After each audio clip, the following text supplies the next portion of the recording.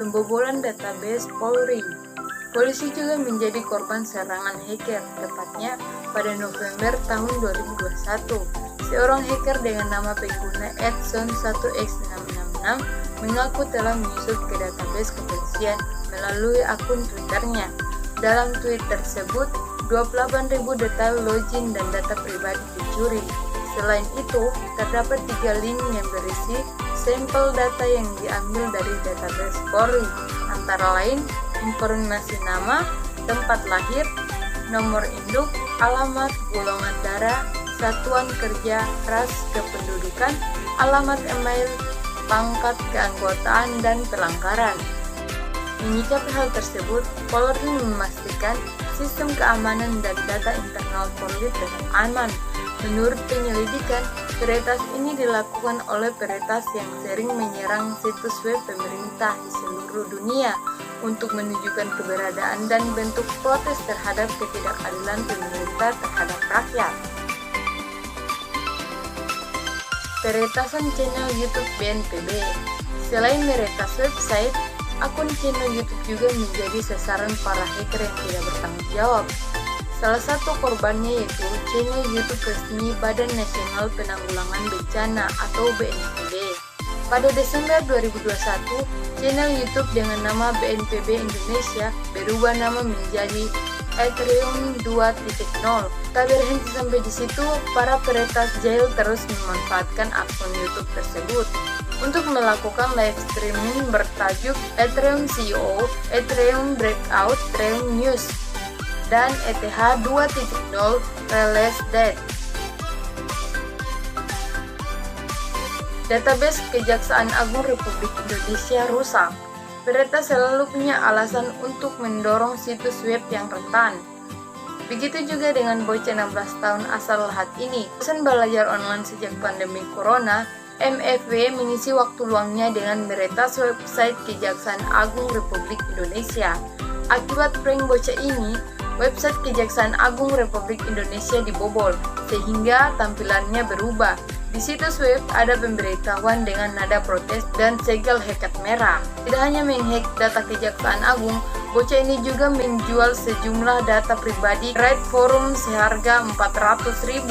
Kasus ini ditutup setelah MVW diamankan tim Kejaksaan Negeri Lahat dan Kejaksaan Agung Sumsel. Meski begitu, Kejaksaan tetap meminta penggunaan aplikasi internet Kejaksaan untuk mengganti password.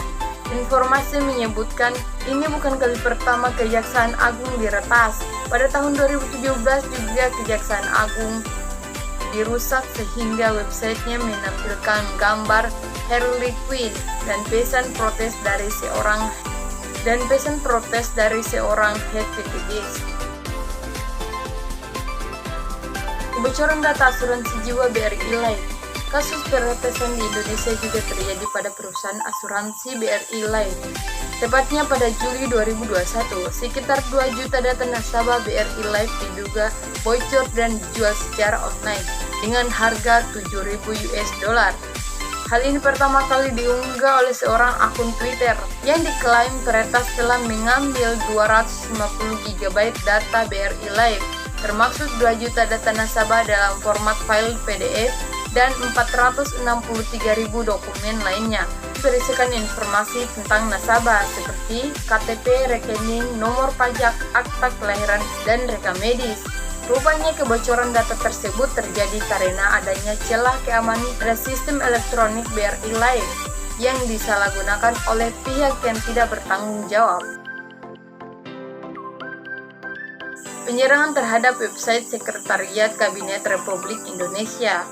Pada saat yang sama, situs web Sekretariat Kabinet Indonesia yaitu setcap@go.id diserang oleh serangan sabotase. Rupanya peretas ini dilakukan untuk tujuan ekonomi, yaitu menjual skrip backdoor dari situs web korban kepada mereka yang menginginkannya. Awalnya, situs setcap@go.id diretas dan tidak bisa diakses. Tampilan website kemudian berubah menjadi hitam dengan gambaran pengunjuk rasa yang membawa bendera merah putih dan tulisan Padang Black Hat, angka Romawi 2, Anon Illusion Team, founded by Zai Fit Lutfi Pak. Menurut penyelidikan polisi, peretas ini terjadi karena kelemahan sistem keamanan dan kelalaian operasi. Web Tempo Daud.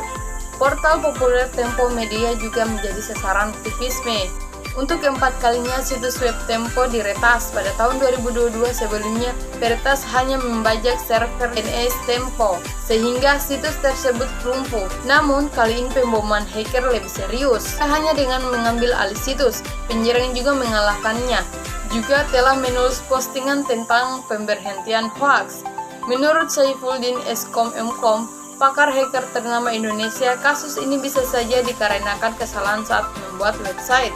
Meski Tempo akhirnya menguasai situs tersebut, ancaman peretas tak kunjung reda. Saifuldin mengklaim peretas situs ini bisa berakibat fatal dan juga mengganggu sistem untuk mencuri informasi pribadi.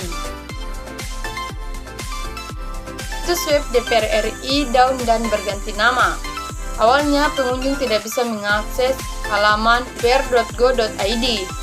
Indra Iskandar, Sekretaris Jenderal DPR RI saat itu, mencontohkan peristiwa itu terjadi karena lalu lintas yang padat. Setelah diselidiki, lonjakan ini ditemukan sebagai hasil dari serangan DDoS, sehingga situs DPR RI mendapatkan tsunami request yang membuat server semakin berat, muat hingga akhirnya crash. Namun ternyata kesalahan ini adalah entry sengaja dibuat oleh para peretas. Setelah pengunjung dapat mengakses situs, mereka akan membaca kata-kata Dewan Pengkhianatan Rakyat. Rupanya ini adalah protes aktivitas terhadap Undang-Undang Penciptaan Lapangan Kerja. Tim IT DPR RI langsung menutup lokasi dan melakukan perawatan. Meskipun situs tersebut akhirnya dipulihkan, web menjadi lebih lambat karena dampak serangan virus tersebut. Data pengguna Tokopedia bocor di Darfur. Pada tahun 2020, kabar buruk mengguncang Tokopedia. Ini karena 91 juta data pengguna dan lebih dari 7 juta data pedagang e-commerce dibocorkan oleh peretas yang bernama Shiny Hunters. Metode yang digunakan oleh Shiny Hunters masih belum jelas. Menurut pakar cyber security Ruby Alamsyah, Shiny Hunters mungkin mengeksplorasi kerentanan di sistem cloud Tokopedia. Selain itu, peretas juga sangat dapat dikonfigurasi.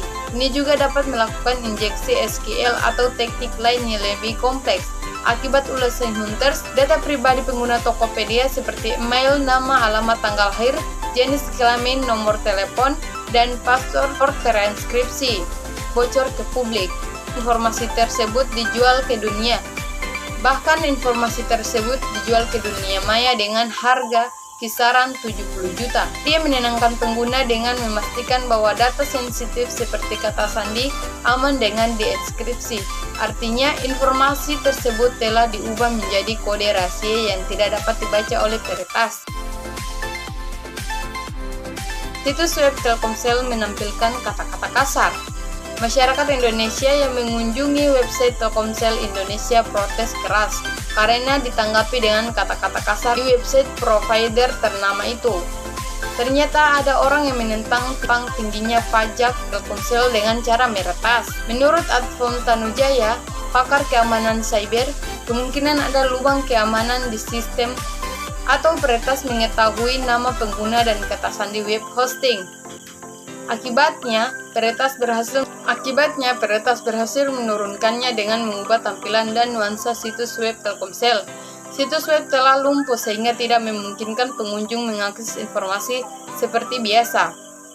Untungnya, data pelanggan Telkomsel disimpan terpisah dari server website sehingga selalu aman. Restorasi website mereka dalam waktu setengah hari. Perang hacker antara Indonesia dan Australia. Salah satu perang cyber yang paling menghebohkan di Indonesia adalah aksi para hacker Indonesia terhadap Australia. Kasus ini bermula ketika Edward Snowden, mantan perwira US, mengatakan bahwa Australia telah menguping Presiden Susilo Bambang Yudhoyono atau yang sering kita kenal dengan SBY. Hal ini memicu kemarahan para hacker Indonesia karena lahirnya Anonymous Indonesia. Komunitas ini juga telah menciptakan gerakan Stop Spying Indonesia untuk menyerang website Australia dengan berbagai cara. Ambil contoh serangan DDoS. Tentara Cyber Indonesia membanjiri situs web Australia dengan permintaan palsu. hingga kelebihan beban dan situs tersebut tidak dapat diakses lagi. Salah satu korban adalah situs web polisi federal Australia. Lanjut, Anemos Indonesia juga melakukan perusakan ratusan website sipil secara acak. Serangan tersebut menyebabkan belanja kelas bawah di Australia menampilkan peringatan dari Indonesia. Tentara Cyber Australia tidak tinggal diam. Mereka membalas dengan menghapus banyak situs populer di Indonesia, seperti KPK, PLN, Garuda Indonesia, Polri, Tempo, dan lainnya.